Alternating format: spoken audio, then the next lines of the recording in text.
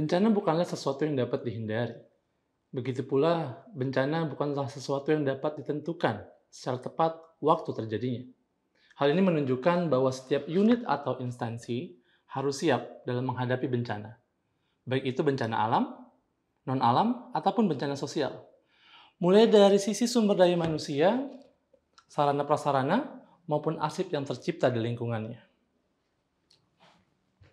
Manajemen arsip yang baik adalah yang dapat memitigasi risiko yang akan timbul terhadap arsip, termasuk melakukan pemulihan jika arsip tersebut terdampak bencana. Apakah sudah ada aturan yang mengatur hal ini? Dan seberapa siap unit atau instansi kita dalam menangani arsip yang terdampak bencana? Inilah tema showcase kita kali ini, manajemen arsip terdampak bencana. Indonesia merupakan salah satu negara yang memiliki banyak wilayah dengan resiko tinggi terhadap bencana, seperti bencana kebakaran, gempa bumi, konflik sosial, banjir, dan tsunami. Dampak dari bencana tersebut berakibat pada kerusakan infrastruktur dan lingkungan, termasuk hal yang menjadi bukti otentik bagi sektor swasta dan pemerintah, yaitu arsip. Kementerian Keuangan sebagai salah satu instansi pemerintah yang mengalami bencana dan berdampak pada kerusakan arsip baik secara fisik maupun informasinya, memerlukan langkah strategis dalam memitigasi hal tersebut. Seringkali arsip dianggap sebagai hal yang penting, tetapi belum siap pada saat arsip dalam keadaan yang genting. Ketika mengelola arsip tanpa rencana, seringkali kita membuat arsip tak siap untuk menghadapi bencana.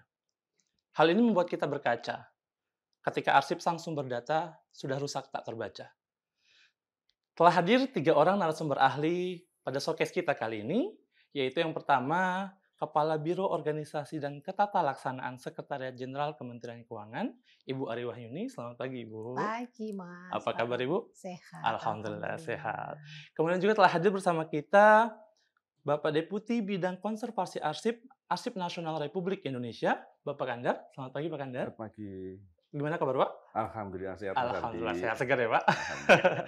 Dan juga telah hadir bersama kita yang ketiga narasumber, yaitu Kepala ATR BPN Kota Bekasi, Bapak Amir Sofwan. Selamat pagi, Pak Amir. Selamat pagi, Mas. Wah, sehat nih, Pak? Alhamdulillah. Alhamdulillah Iya. sehat.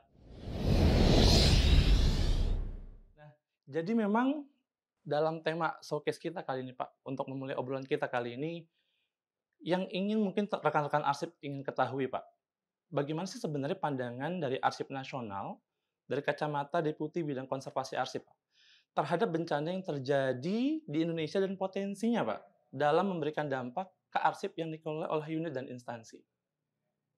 Ya, terima kasih Mas Hadi. Pertama-tama atas nama Arsip Nasional menyampaikan apresiasi kepada Kementerian Keuangan untuk mensosialisasi seluas-luasnya tentang kearsipan ini melalui ngosip ya, ngobrolin seputar arsip. Showcase kali ini luar biasa.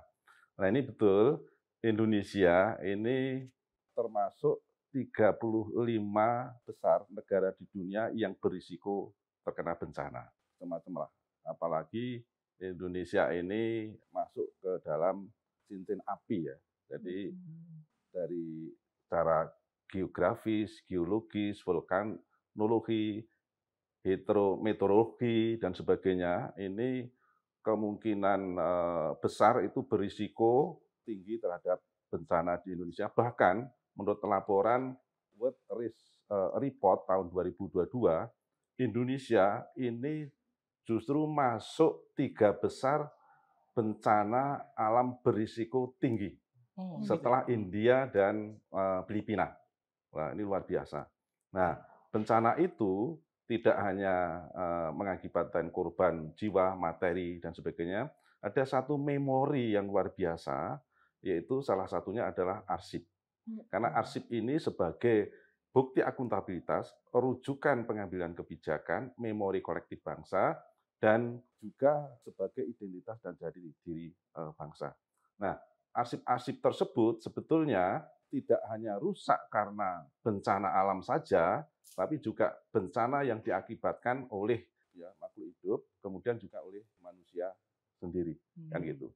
Begitu pentingnya arsip ini untuk diselamatkan dari bencana itu dipayungi oleh konvensi internasional sebetulnya. Oke. Namanya Konvensi Den Haag tahun 1954. Nah, itu isi konvensinya adalah pelindungan terhadap karya budaya dari konflik bersenjata. Jadi kalau misalnya terjadi perang, itu salah satu gedung yang tidak boleh dirusak, dihancurkan adalah gedung arsip. Nah, itulah menginspirasi undang-undang kearsipan di Indonesia. Ada 2 undang-undang. Yang pertama adalah Undang-Undang 43 tahun 2009 tentang kearsipan. Di dalam pasal 34 itu ayat 3, negara menjamin penyelamatan dan perlindungan arsip dari bencana alam, bencana sosial, perang, kemudian tindakan kejahatan, bahkan kriminalitas seperti spionase, sabotase, dan terorisme, dan sebagainya. Itu dipayungi dalam pasal itu. Nah, untuk undang-undang yang lain, itu juga misalnya Undang-Undang Dokumen Perusahaan. Itu juga bagaimana harus menjamin arsip, bukti akuntabilitas, bahkan yang bernilai sejarah itu harus terus diselamatkan sebagai pertanggungjawaban nasional. Kan gitu. Itu antara lain. Nah, untuk Indonesia itu sejak tahun 2007 kami itu walaupun di dalam Undang-Undang 43 tadi itu arsip nasional hanya turun dalam bencana yang tingkat nasional, kemudian tingkat provinsi ya tanggung jawab provinsi, tingkat kabupaten, KL itu pencipta arsip sendiri, KL sendiri. Tapi karena mereka banyak yang belum siap ya, akhirnya arsip nasional terpaksa turun. Semua nih, Pak? Iya, turun juga gitu, turun juga. Akhirnya sampai sejak tahun 2007 sampai 2022 kami menyelamatkan arsip tekstual saja lebih kurang 277 lebih miliar arsip. Nah, yang paling banyak adalah arsip pertahanan yang dulu di Aceh ya, kasus tsunami itu kan gitu. Nah, bagaimana untuk menyelamatkan itu semua? Sementara ini kan kami berpikir awalnya itu menyelamatkan arsip KL perusahaan, organisasi. Kalau arsip masyarakat gimana? Nah, akhirnya kami 2019 itu mengeluarkan inovasi namanya Laraska, Layanan Restorasi Arsip Keluarga. Masyarakat arsipnya bagaimana ini membantunya? Akhirnya kami buka inovasi free, masyarakat datang ke Arsip Nasional, kami bantu untuk memperbaiki arsipnya dengan tanpa dipungut biaya sampai sekarang. Gratis ya, Pak, ya? Iya, Jadi memang gratis. sudah Andri memberikan layanan baik itu perbantuan terhadap instansi Iya. pemerintah dan juga termasuk kepada masyarakat secara Iya. umum. Nah, ini Iya. sebenarnya menarik, Pak. Kalau misalkan tadi Bapak juga menyampaikan, kita flashback ke tahun 2020 nih, Pak. Iya, iya. Nih, pada saat banjir ya, Pak, ya, Iya. menerjang Jabodetabek. Iya. Kantor ATR BPN Kota Bekasi menjadi salah satu kantor yang terkena bencana ya, Pak? Betul sekali. Nah, mungkin Pak Amir bisa tolong jelaskan, Pak, secara singkat sebenarnya bagaimana sih sebenarnya pada saat terjadinya banjir tersebut sampai dengan terdampak terhadap arsip vital yang dikelola oleh kantor BPN Kota Bekasi? Iya, terima kasih Mas.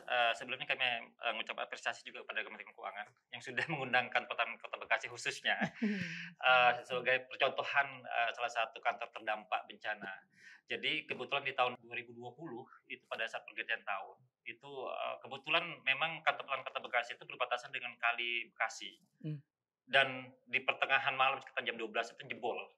Jadi tanggul itu jebol sehingga merendam kurang lebih sekitar 1 meter lokasi yang berada di kantor Kota Bekasi itu. 1 meter itu ternyata berdampak kepada arsip-arsip yang kita memang waktu itu kita simpan di basementnya kantor pertanahan itu, dikarenakan memang kita masih kekurangan ruang penyimpanan arsip. Dan alhamdulillah sekarang sudah terbangun gedung arsip. Nah, di sinilah menjadi salah satu kekhawatiran kita bahwa ternyata ruang basement yang kita simpan itu adalah arsip-arsip yang bersifat vital. Dan itu adalah kegiatan PTSL tahun 2018. 2018, ada juga 2017 gitu ya, dan seluruh dokumen-dokumen yang nanti suatu saat akan dibuktikan oleh pengadilan. Kami berpikir bahwa kalau tidak diselamatkan, wah nanti kalau ke depan untuk pada saat kita ada hal sesuatu ini sulit sekali untuk menemukan arsip-arsip tersebut. Makanya pada saat kondisi itu sudah mulai mereda, banjir sudah mulai tidak menggenang lagi, kami langsung mengevakuasi seluruh dokumen-dokumen yang ada di basement itu. Kebetulan di kantor Kota Bekasi itu memang ada satu ruangan besar di tengah itu. Nah, kita taruh di situ semua. Dan dalam kesempatan berikutnya akhirnya kami melaporkan ke Kementerian ATR BPN dan itu juga dibentuk tim restorasi arsip bekerjasama dengan Andri saat itu juga. Jadi kami sudah membentuk tim, kemudian kita memilah dari total arsip yang terkena dampak itu kurang lebih sekitar 9.831 berkas bahasanya. Nah, isi satu berkas itu bisa 1 sampai 15 lembar. Bisa dibayangkan itu. Jadi kalau 1 sampai 15 lembar dikalikan 9.000 berarti cukup luar biasa. Nah, makanya dalam yang baik ini memang saya kira untuk masalah penanganan arsip terdampak bencana menjadi satu hal penting. Makanya yang kami lakukan pada saat sudah ada SK restorasi arsip yang memang dikomandai oleh Kementerian ATR BPN, kami langsung menghubungi dari Andri juga. Di situ kita coba mulai melakukan pemilahan, pendataan mana arsip-arsip yang memang harus dipertahankan yang valid, ada arsip-arsip yang tidak valid. Contoh umpamanya seperti tadi yang kita diskusikan sebelum ini adalah arsip-arsip yang mungkin seperti contoh Roya. Roya itu kan pada saat sudah diselesaikan, ya selesai gitu kira-kira begitu. Dan kemudian itu terdampak. Dan dampak dari banjir itu ternyata dokumennya tidak bisa diselamatkan, sudah betul-betul hancur. Dan pada saat penghancuran dokumen itu atas izin kementerian juga, itu pun harus ada berita acara kira-kira begitu. Nah, itu dokumen-dokumen yang memang kita tidak selamatkan. Tetapi kita selamatkan seperti dokumen PTSL, dokumen pendaftaran tanah sistematik lengkap tahun 2018-2017 itu, kemudian ada pemecahan bidang, kemudian ada sertifikat hilang, kemudian ada juga pengakuan hak, yang semuanya itu akan memang menjadi dasar kita pada saat ada pembuktian di pengadilan. Nah, kemudian yang menjadi menariknya adalah pada saat dokumen itu diserahkan ke Andri, di sini prosesnya itu memakan waktu cukup lama, hampir kurang lebih sekitar 7 bulan. Oke, jadi ini Gitu waktunya cukup lama. panjang Pak ya? Panjang. Tadi juga sebelumnya Pak Amir menjelaskan bahwasanya melaksanakan pemilahan. Betul. Berarti di situ mempertimbangkan antara cost dan benefit yang akan Betul dikeluarkan. sekali. Ya tadi nilai guna itu ya Pak ya. Iya, Memang betul kalau misalkan sekali. tadi Bapak sampaikan seperti tidak hanya 9.800 berkas seharusnya Sepertinya. yang harus diselamatkan gitu. Iya. Tapi tadi dengan mempertimbangkan tadi cost dan benefit yang harus dikeluarkan terhadap nilai guna arsip akan memberikan dampak nih mana yang menjadi prioritas untuk diselamatkan. Iya. Nah, mungkin ke Bu Ari sekarang nih Bu. Izin nih Bu Ari nih, dari sudut pandang Kementerian Keuangan nih Bu, tadi kan memang Pak Amir juga sampaikan, arsip itu penting Bu, tapi ternyata nggak siap Bu pada saat keadaan genting nih Bu, ya. Jadi kita terkadang memang menjadi hal yang kita belum prepare, belum tersiap ataupun bagaimana, akan tapi memang arsip ini menjadi sumber data dalam pelayanan proses bisnis juga termasuk di Kementerian Keuangan. Terutama walaupun kita dalam era yang sudah hybrid, sudah kita masuk ke dalam era digital, tapi kita juga masih ada beberapa yang belum bisa terlepas juga dari kondisi arsip konvensional. Gimana pandangan Bu? Ya, makasih Mas Adi. Mungkin ada 2 hal yang penting yang harus kita garis bawahi diskusi ini nih. Hari ini bagus banget nih mengenai arsip dan bencana. Nah, kenapa kok sampai Menteri Keuangan itu berkepentingan sekali membahas isu ini? Dari sisi nasional nih, Menteri Keuangan itu perannya itu ada 2 nih. Ya, ada 3 poin nih yang penting ya. 1, bahwa peran Menteri Keuangan itu tidak hanya sebagai COO sama dengan KL yang lain yang tinggal belanja. Menteri Keuangan itu tugasnya juga sebagai CFO, yaitu melakukan fungsi penerimaan negara seperti pajak, bea cukai, PNBP, kemudian investasi, pembiayaan, tetapi juga mengelola aset negara yang jumlahnya lebih dari 12.700 triliun nih asetnya di seluruh Indonesia. Nah, seluruh PR yang ada ini, yang ada di peraturan itu sekitar 20 undang-undang yang secara langsung memberi tugas kepada Menteri Keuangan. Ternyata peran Menteri Keuangan di dalam undang-undang jelas mengawal pertumbuhan ekonomi. Yang kalau dilihat dari fungsinya adalah fiscal side, sisi fiskal kan gitu. Di dalam perkembangan yang ada ternyata Menteri Keuangan perannya tambah nih. Terutama pandemi yang tadinya itu secara langsung itu ada sekitar 25 undang-undang mandatori ditambah lagi undang-undang yang secara tidak langsung merujuk kepada Menteri Keuangan. Setelah pandemi 2020 setidaknya ada 8 lagi undang-undang yang memberikan kewenangan tambahan kepada Menteri Keuangan untuk mengawal pertumbuhan ekonomi, termasuk undang-undang P2SK. Ya, OJK terkait dengan OJK, di mana Menteri Keuangan sebagai koordinator untuk KSSK. Nah, disinilah pentingnya bahwa ketika Menteri Keuangan termasuk Tapera juga Menteri Keuangan menjadi ketua koordinator, berarti Menteri Keuangan ditunjuk oleh pemerintah untuk membuat kebijakan yang strategik, membuat rekomendasi keputusan yang dengan cepat merespon market. Dinamika setelah pandemi ini kan drop nih pertumbuhan ekonomi. Target pertumbuhan kan 7% nih. Betul. Tahun 45 nih. Ternyata tren kita 20 tahun itu rata-rata pertumbuhan ekonomi yang dicapai itu adalah 4,8%. Nah, baru tahun ini setelah pandemi apalagi turun kan sampai negatif. Naik alhamdulillah Bu Menteri Keuangan sampai 5,3. Nah, ini tantangannya tuh besar sekali nih kita. Nah, hubungannya apa? Dengan PR yang seperti itu, PR yang banyak itu berarti kan ketika membuat kebijakan, Menteri Keuangan kan nggak bisa langsung kepala semua. Semua baseline-nya adalah arsip yang ada, dokumen yang ada, yang menjadi kebijakan-kebijakan ini menjadi bahan dasar untuk Menteri Keuangan membuat kebijakan. Itu satu. Yang kedua, ketika mengelola CFO dan aset ini, SDM di Kementerian Keuangan jumlahnya sekarang 78.800-an, sekitar 800-an SDM yang tersebar di seluruh Indonesia. Dilingkan dengan tadi Pak Deputi sampaikan, posisi Kementerian Keuangan menghadapi bencana berarti tinggi sekali dong. Data yang ada nih, saya boleh lihat ya, 38,8%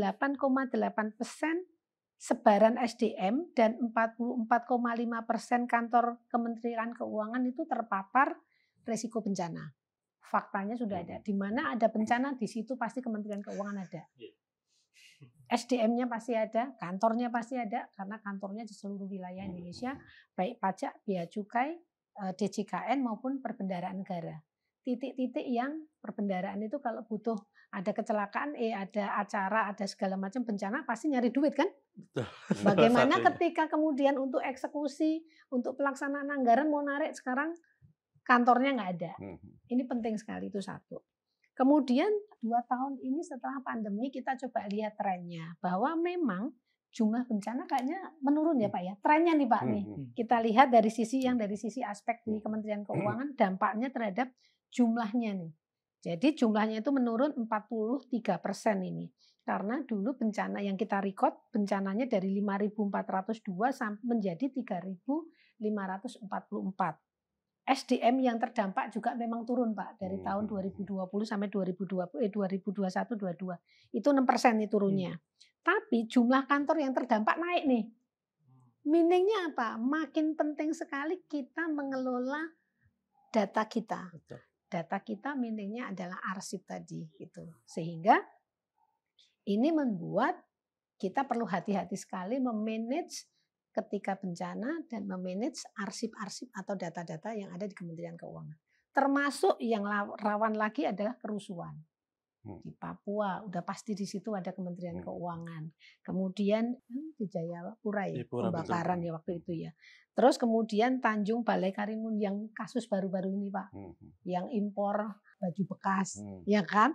Kita kena juga di situ.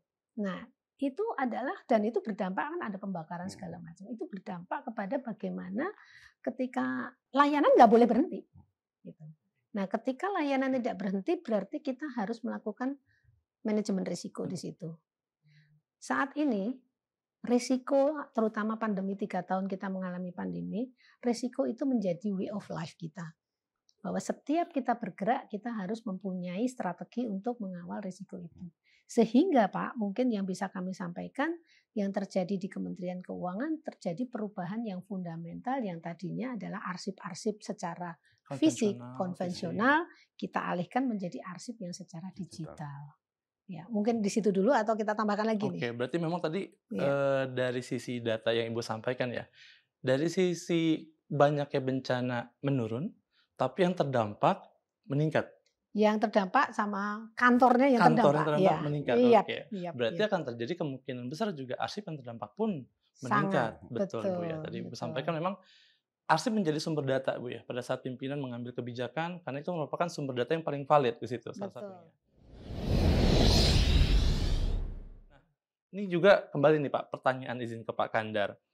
Apakah memang sebenarnya arsip nasional itu sudah memiliki regulasi nih Pak? Regulasi terkait bagaimana sih kita melaksanakan penanganan, kita tanggap darurat Bu ya pada saat terjadi bencana, untuk melaksanakan penyelamatan arsip yang terkena bencana, Pak? Dan sebenarnya sudah sejauh apa peraturan tersebut terimplementasi di kementerian lembaga? Iya, untuk implementasi di lapangan, Arsip Nasional mengeluarkan Peraturan Kepala Arsip Nasional Nomor 23 Tahun 2015 tentang pelindungan dan penyelamatan arsip dari bencana. Nah, di sana kita tegaskan ada 3 tahapan untuk penyelamatan arsip dari bencana tadi. Yang pertama adalah pra bencana, kemudian yang kedua adalah tanggap darurat, yang ketiga adalah pasca bencana. Nah, sebetulnya dari 3 tahapan itu kita sarankan agar pra bencana itu atau preventif itu sebetulnya sebagai mitigasi risiko bencana itu menjadi prioritas utama kan itu daripada tanggap darurat dan pasca kan gitu Betul. kan. Betul. Nah, di dalam peraturan itu udah kita tegaskan masalah kewenangan. Kewenangan Arsip Nasional ini khusus skala nasional sebetulnya. Tadi udah kita singgung. Kalau provinsi ya skalanya provinsi sendiri selesaikan, kabupaten kota, KL sendiri. Tapi ternyata dalam prakteknya di lapangan itu banyak mereka kesulitan itu, Pak ini belum siap, terutama adalah SDM-nya.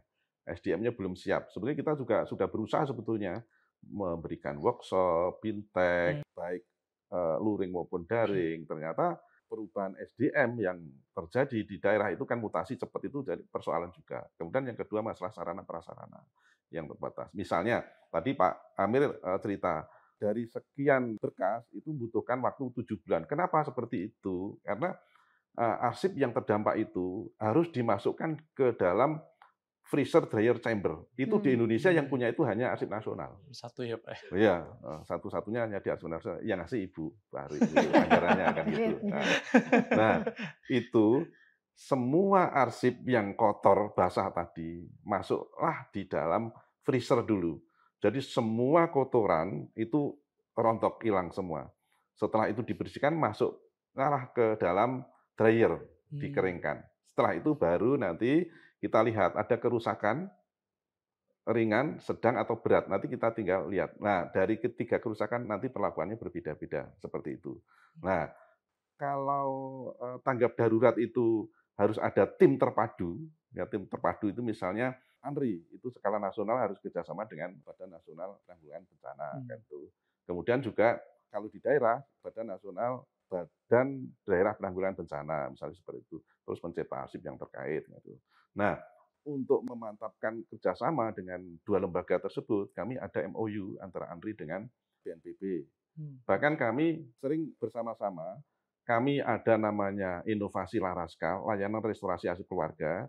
Kalau di BNPB ada namanya Katana, Keluarga Tangguh Bencana. Nah, kami laksanakan bersama-sama ini. Iya.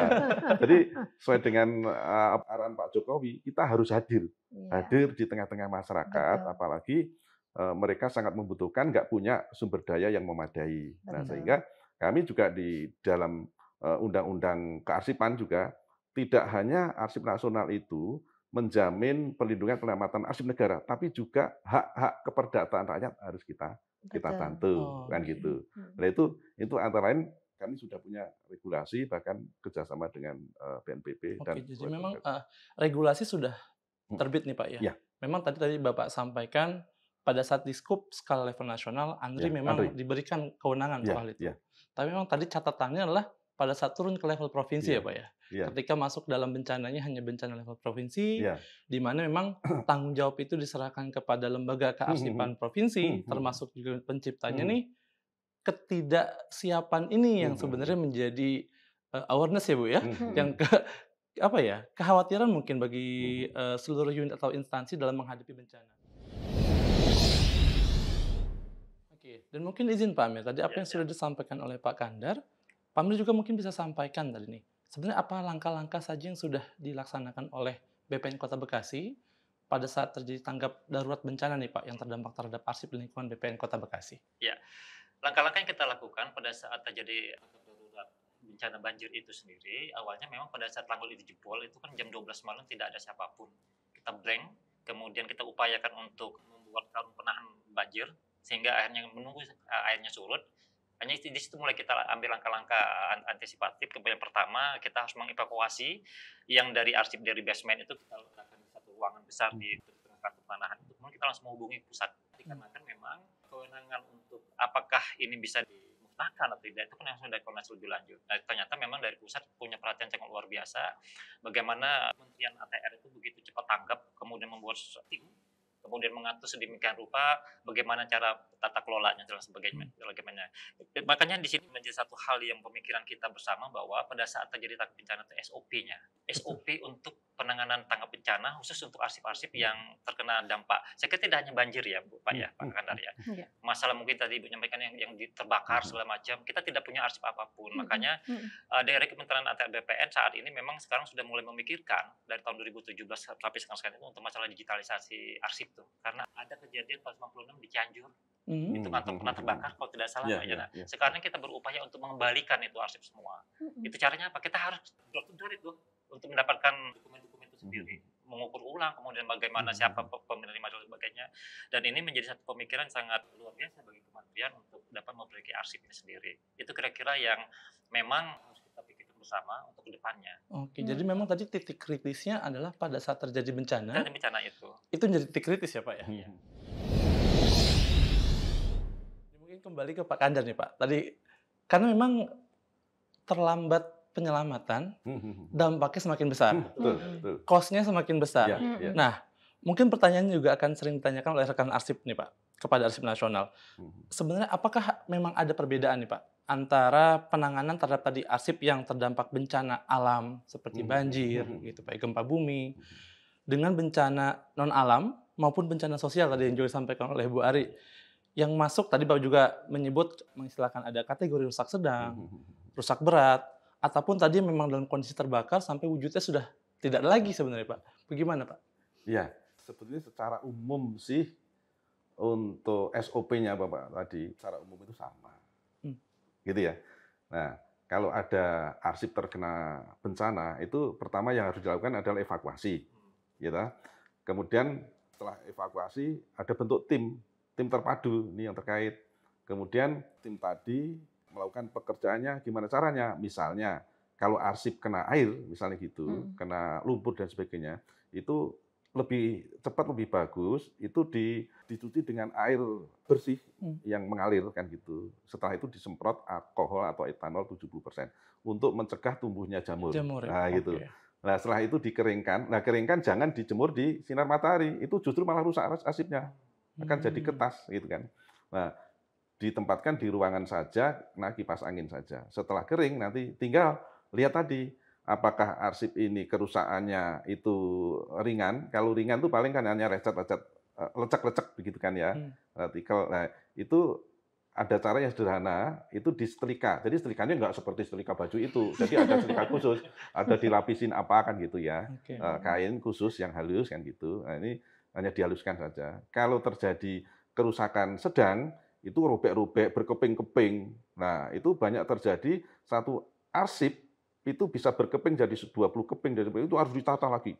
Direkatkan kembali. Ya, direkatkan kembali. Direkatkan kembali. Nah, itu ada dua cara. Jadi melalui enkapsulasi, kalau kerusakannya tidak banyak tadi, sedang tapi tidak terjadi keping-keping tadi bisa dilapisi. Itu plastiknya khusus juga sebetulnya.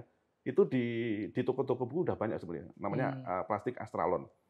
Ya, jangan laminating. Laminating itu akan nempel, rusak. Justru Astralon itu enggak. Salah satu yang kita uji yang sampai sekarang sukses itu arsip teks proklamasi tulisan tangan. Itu kami lapisi dengan Astralon.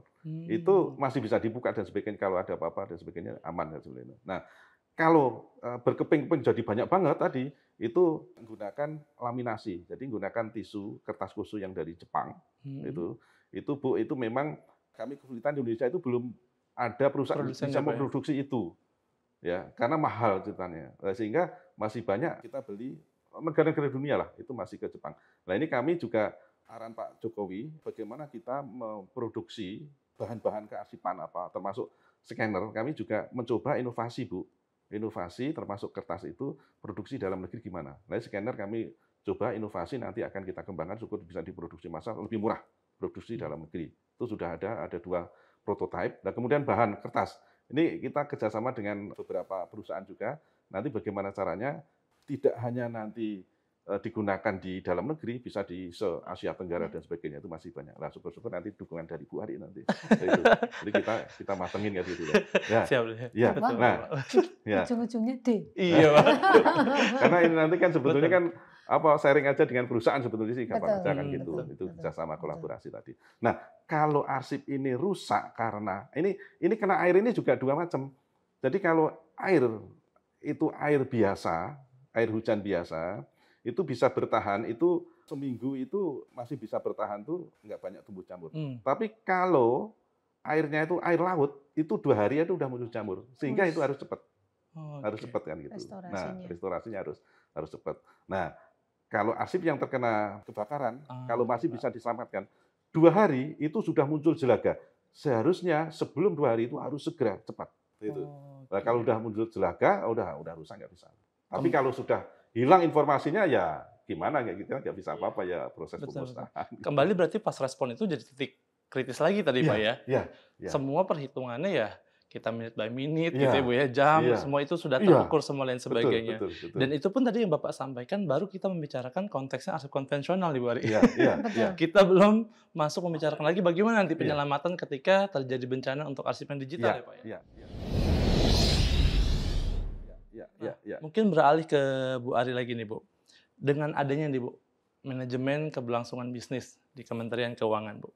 Apakah sebenarnya Kemenkeu juga sudah mempersiapkan apa nih Bu terkait mekanisme termasuk tadi penyiapan SDM. Kan tadi langkah-langkah yang Pak Kandar sampaikan pun belum tentu semua orang tahu nih Bu. Bagaimana cara penyelamatan lain sebagainya. Termasuk Sarpras sampai dengan tadi yang UUD Bu ya. Penganggarannya tadi pun dalam pemulihan arsip di pasca bencana. Iya. Terima kasih. Betul Mas Ardi. Jadi ini situasinya menarik nih, ada perbedaan yang signifikan. Ketika BKN kan bicaranya adalah aset, maksudnya barang sertifikat yang fix kelihatan yang harus ada dan itu menjadi alat transaksional kan secara individu ya kan bisa dijaminkan kan gitu nih kalau sertifikat kan gitu ya. Ada yang menarik di Kementerian Keuangan nature-nya berbeda, sangat berbeda dan itu juga dialami oleh mungkin KL-KL yang lain. Nah, disinilah 3 tahun kita pandemi itu menjadi pembelajaran yang sangat amat penting karena tusi dari Kementerian Keuangan adalah memberikan pelayanan yang tidak boleh terhambat atas bencana apapun.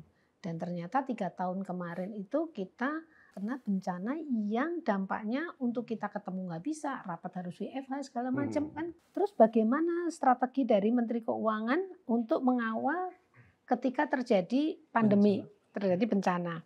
Itu kita mengeluarkan peraturan nomor 520 tahun 2021 tentang manajemen keberlangsungan bisnis. Di situ sebenarnya persis yang disampaikan oleh Pak Deputi dan Pak Kepala Badan itu bahwa teknisnya itu tata kelolanya sebenarnya sama nih. Nggak ada bedanya nih tata kelolanya. Baik tata kelola komunikasi pengelola MKB, dokumennya, prosedur pelaksanaan MKB-nya, kemudian sistem TIK-nya juga hampir mungkin hanya kita berbeda dari sisi sistemnya saja. Yang menarik Bapak mungkin, nggak tahu kalau di BPN seperti apa, yang menarik di Kementerian Keuangan karena kita itu layanannya ada layanan pelaksanaan anggaran, kemudian pajak, bea cukai, dan kemudian dari sisi kekayaan negara, Menteri Keuangan mulai mengarah kepada Kemenkeu 1. Pandemi kemarin mengajarkan kita harus bergerak bersama dalam konsepsi Kemenkeu 1.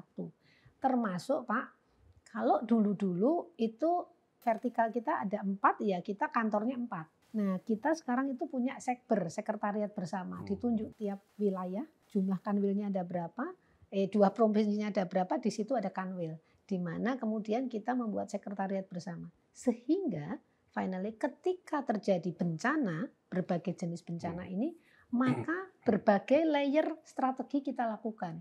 Dilakukan oleh unit eselon 1 tersebut, kalau tidak bisa kita pakai sekber ini menjadi alat. Sehingga PR kita pertama memberikan layanan itu tetap terpenuhi, tetap berjalan. Kalau kemudian isunya ada 3 ya Pak, kalau bencana itu. Pasti SDM, Sarpras, sama uang kan ya gitu ya. Nah di dalam PMK kita atur strateginya bagaimana untuk mengatur ini semua. Bagaimana ketika nomor 1 SDM nih. SDM itu kita atur supaya ketika terjadi bencana, teknis-teknisnya, urut-urutannya ada semua nih di peraturan kita. Intinya adalah kita sampai membuat perincian.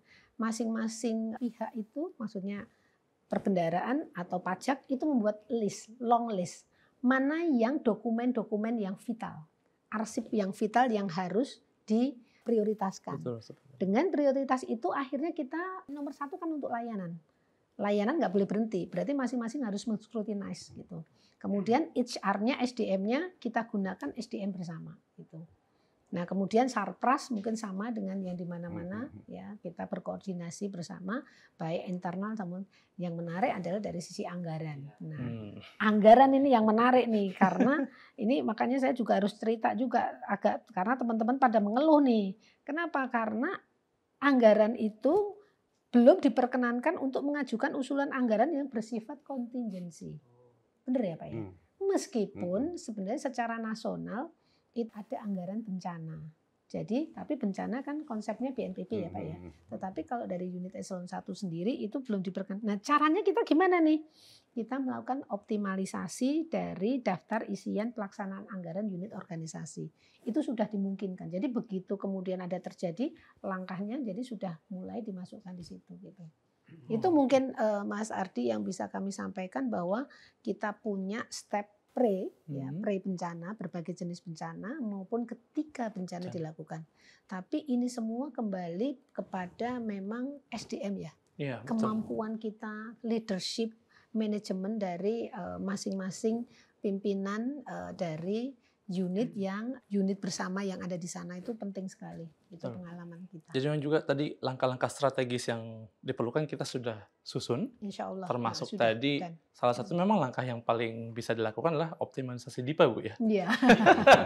Pada saat Nomor terjadi satu bencana. itu. Betul. Optimalisasi. Karena Udah. penganggaran tadi kontingensi Iya, belum dan bisa dilaksanakan. pasti okein. Dan itu tidak hanya di Kementerian Keuangan sepertinya, itu di seluruh kementerian lembaga juga seperti itu. Dan berarti tadi titik kritisnya kembali adalah pada saat terjadi bencana, KPPN selaku perwakilan yang mengurusi DIPA juga harus tetap memberikan layanan kan Bu? Betul, Nah, nggak boleh berhenti. nggak boleh berhenti, Nggak boleh termasuk berhenti. arsip yang menyokong di dalamnya tentang hal itu.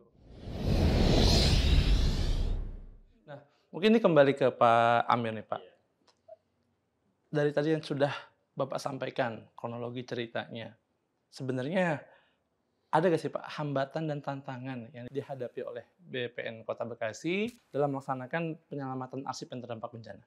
Iya, kalau dikatakan hambatan datang cukup besar sekali ya, dikarenakan itu pertama kali terjadi di Kota Bekasi dan teman-teman tidak siap waktu itu, tetapi karena perhatian dari Kementerian yang luar biasa, yang kita rasakan pada saat itu memang betul Pak, menyangkut masalah SOP tadi Pak, apa yang harus kami lakukan, tetapi mudah-mudahan apa yang sudah kita lakukan minimal sudah benar.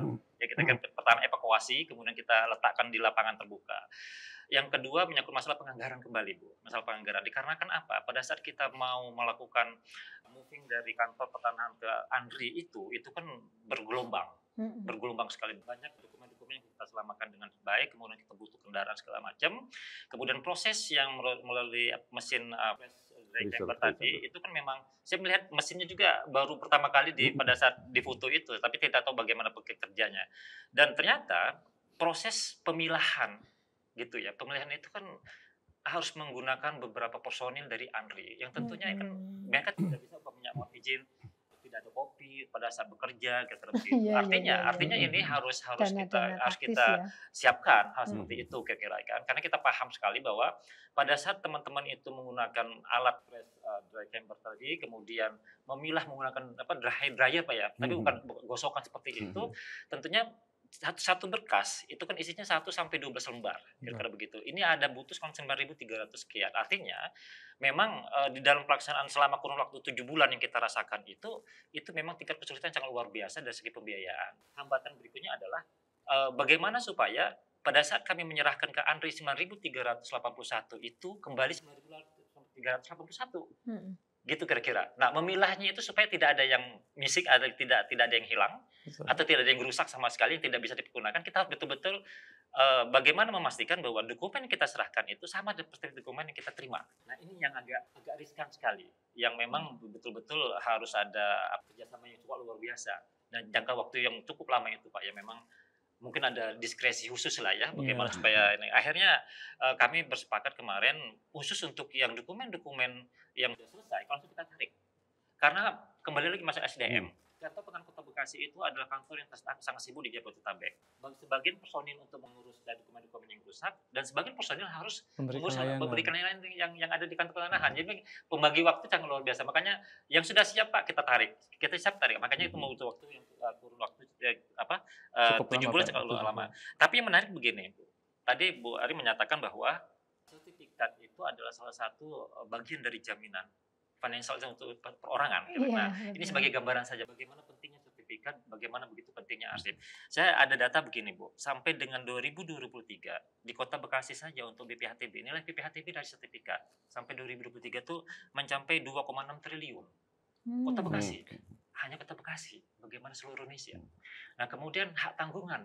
Saya punya sertifikat, saya agunkan ke bank. Itu data kami sampai dengan April 2023 kemarin itu hampir 104 triliun Pak, untuk tanggungannya saja. Nah, artinya begitu pentingnya sertifikat itu, begitu pentingnya arsip yang ada di masing-masing kota pertanahan. Makanya kepedulian kita terhadap arsip sangat harus fokus karena begitu. Peran Andri ini number one dalam posisi untuk arsip ini seperti ini. Yang selama ini mungkin mohon izin Pak pada Putih ya, sering kita abaikan gitu. Tapi kondisi begini gambaran pemasukan ke negara sangat luar biasa, artinya itu tadi yang memang harus menjadi perhatian bersama. Saya kira demikian ya. Jadi memang impact-nya ini baru terlihat pada saat itu Pak ya? Pada saat itu, betul. Tapi kalau lihat dari data-data yang kami terima, hasil arsip yang sudah kita lakukan itu ternyata dokumen-dokumen yang terjadi dampak bencana itu sebagian 2018 itu dijadikan agunan. Sebagian itu dijadikan agunan. Ternyata bagaimana motivasi masyarakat. Makanya Pak Presiden Jokowi menyampaikan sertifikat yang terima itu harus produktif untuk ekonomi keluarga, bukan untuk yang lain-lain. Nah, dampak bencana 2018 itu pada saat kita restorasi sedemikian rupa, kemudian ada beberapa arsip yang diinginkan untuk pembuktian di pengadilan, itu ternyata berguna gitu loh. Nah, ini yang menjadi pemikiran kami bagaimana tata kelola arsip itu menjadi nomor satu untuk satu kantor pertanahan. Begitu kira-kira. Nah, mungkin nih Pak Kandar nih Pak. Tadi selain hambatan tantangan sudah disebutkan oleh Pak Amir, sebenarnya terkait tadi ketika dia memang arsip tersebut sudah musnah Pak. Nih kita berbicara agak bergeser ke arah hukum nih Bu sebenarnya Bu. Nih demi ketentraman, kenyamanan gitu ya. Para pengelola arsip sebenarnya bagaimana sih prosedur Pak pengadministrasian dalam rangka legalitas? Kan tadi sudah memang dia musnah, apakah memang sudah diatur di Perka 23 tadi tahun 2015 mengenai untuk arsip yang sudah musnah ini harus diapakan Pak? Dan administrasi apa yang harus dikeluarkan sehingga nanti ketika tadi ada permasalahan di kemudian hari, karena kondisinya adalah force majeure, bukan memang hal yang disengaja, ini apa Pak yang sudah diatur di arsip nasional terkait hal itu? Iya, sebelum sampai ke sana ya Mas, saya nyinggung.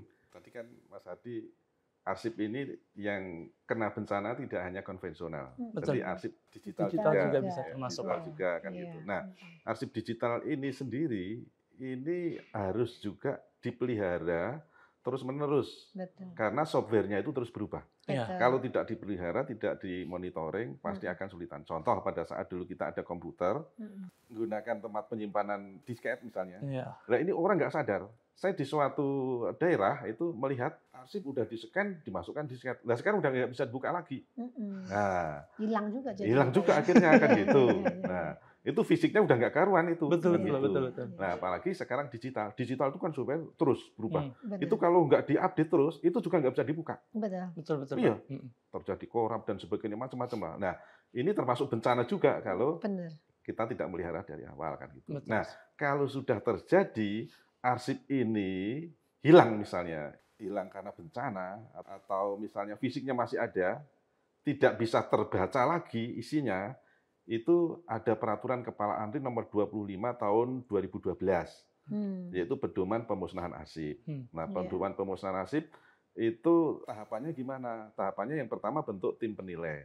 Tim penilai berarti kalau misalnya dari organisasi A, ya tim penilai dari organisasi A itu antara lain anggotanya adalah unit kearsipan, pimpinan unit kearsipan, kemudian pencipta arsip dari unit-unit terkait. Kan gitu. Di dalamnya ada arsip-arsip yang kita harapkan. Tim penilai tadi tugasnya adalah membuat daftar arsip, ya, membuat daftar arsip. Nah, setelah dibuat daftar arsip, selanjutnya melakukan penilaian. Nah, kalau udah kelihatan musnah ya gampang lah. Nanti kan ada surat notulen pertimbangan tim penilai tadi. Nah, setelah ada pertimbangan tim penilai, itu nanti mengusulkan untuk persetujuan pemusnahan arsip kepada Kepala Arsip Nasional, kan gitu. Kalau untuk KL ya, kalau untuk pemerintah daerah, itu yang ke Arsip Nasional itu yang retensinya di atas 10 tahun. Karena di sana sudah ada lembaga kearsipan daerah provinsi, lembaga kearsipan daerah kabupaten kota, bahkan perguruan tinggi juga gitu sudah ada. Nah, khusus yang KL itu seluruh arsip yang usianya dari 1 tahun sampai sekian tahun itu harus kepada Kepala Arsip Nasional, karena undang-undangnya ngatur begitu, termasuk di peraturan Kepala ANRI nomor 25 tahun 2012 tadi. Nah, setelah minta persetujuan kepada Kepala ANRI sudah dapat, kemudian kirim kepada lembaga, kemudian lembaga mengeluarkan keputusan, setelah mengeluarkan keputusan pemusnahan arsip, kemudian dibuatkan berita acara pemusnahan. Pelaksanaan pemusnahan ini berita acaranya harus ditandatangani oleh pimpinan unit kearsipan, kemudian ya, pengawas kalau di kementerian mungkin inspektorat kan gitu ya, kemudian dari bagian hukum, kemudian unit yang punya arsip itu. Nah, setelah tim itu ada, tanda tangan di situ, arsip proses pemusnahan. Nah, pemusnahan itu tidak boleh langsung misalnya dijual, gitu nggak boleh. Harus musnah fisik dan informasinya. Informasinya betul iya, ya, Pak? musnah fisik dan informasinya. Jadi bisa juga dicacah sendiri, kalau jumlahnya sedikit lah bisa lah. Tapi kalau jumlahnya banyak, itu biasanya kerjasama dengan perusahaan, pabrik kertas, kan ya gitu. Nah, itu juga harus diyakinkan juga betul-betul jangan sampai informasinya bocor kan. Kalau bocor nanti juga ada persoalan. Nah, arsip yang tercipta tadi itu menjadi arsip vital. Tim penilai, kemudian berita acara, kemudian daftar arsipnya, kemudian keputusan-keputusannya, persetujuan, itu tidak boleh dimusnahkan. Jangan sampai nanti arsipnya musnah, seluruh arsip vital tadi dimusnahkan. Itu kacau juga. Jadi nanti kalau ada pemeriksaan banyak jadi nanti. Ini sudah dimusnahkan kan gitu. Nah, ini yang sering kali terjadi, Pak, kita kan memusnahkan arsip ke perusahaan nih. Ini ada uangnya. Loh itu ya masuk PNBP kan gitu kan, diatur gimana caranya. Itu kan pemasukan juga. Kalau nanti dia ya nggak boleh, itu kan ada aturannya. Itu kan juga aset negara juga kan itu. Nah, itu kalau sudah proses selesai itu juga didokumentasikan. Nah, itu arsipnya harus disimpan sebagai arsip vital. Kalau terjadi apa-apa misalnya BPK mau meriksa kan gitu, inspektorat meriksa. Kenapa itu arsipnya ada satu misalnya temuan temuan pada arsipnya udah terlanjur dimusnahkan. Ada berita acaranya enggak? Enggak ada. Nah, itu kena temuan juga. Tapi kalau udah ada berita acaranya, sudah ada semuanya, itu aman. Jadi semua dokumen itu memang harus tercipta dengan jelas gitu, Pak? Iya. Mungkin yang nanti akan ditanyakan adalah apakah memang tadi pemusnahan dalam kondisi force majeure dengan kondisi secara reguler gitu Pak, kita memang istilahkannya. Apakah memang sama gitu Pak? Karena memang yang mungkin seringkali dibingungkan oleh rekan-rekan arsip semua, arsip tersebut sudah musnah nih Pak. Karena ketika memang harus dimintakan izin persetujuan ke Kepala ANRI, arsipnya sudah musnah. Itu udah memang nggak ada lagi nih bentuknya Pak.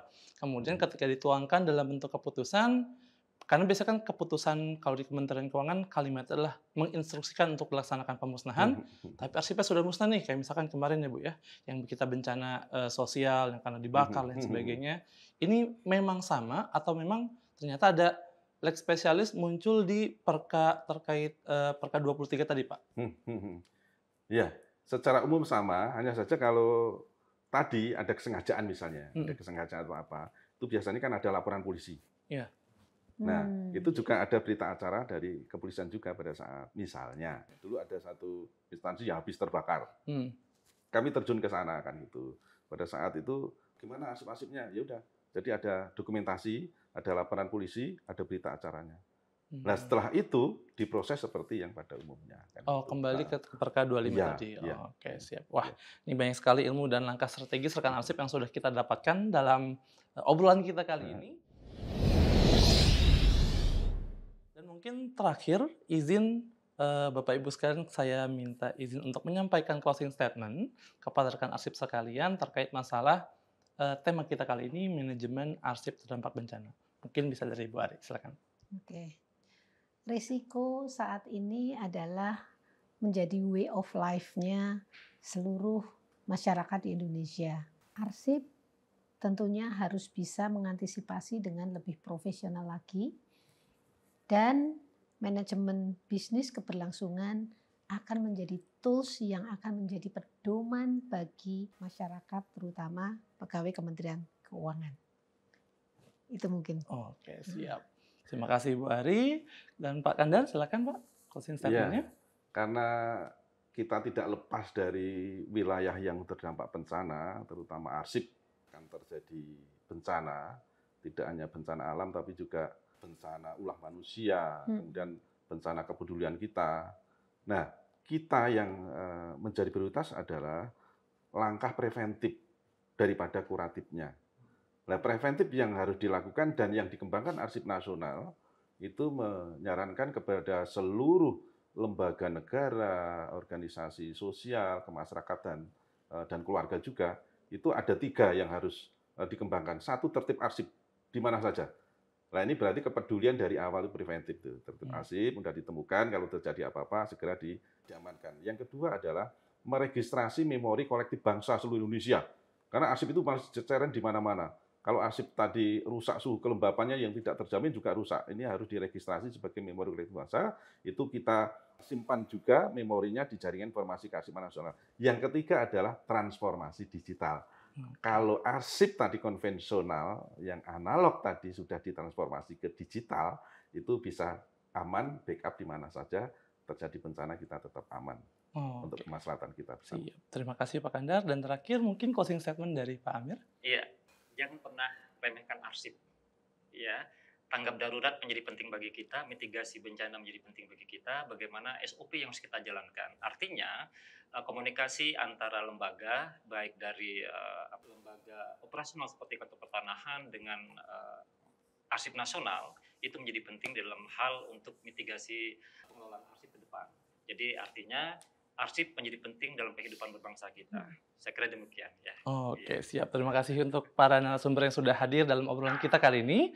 Semoga frasa arsip penting terefleksi secara nyata, tidak hanya dalam keadaan genting nih Bu sebenarnya. Dan juga manajemen kearsipan juga diharapkan mampu memberikan arah tindakan secara cepat dan tepat. Sehat selalu untuk rekan arsip. Terima kasih telah menyaksikan. Tetap di Ngosip, bukan gosip, karena kita bicara fakta, bukan kata-kata. Assalamualaikum.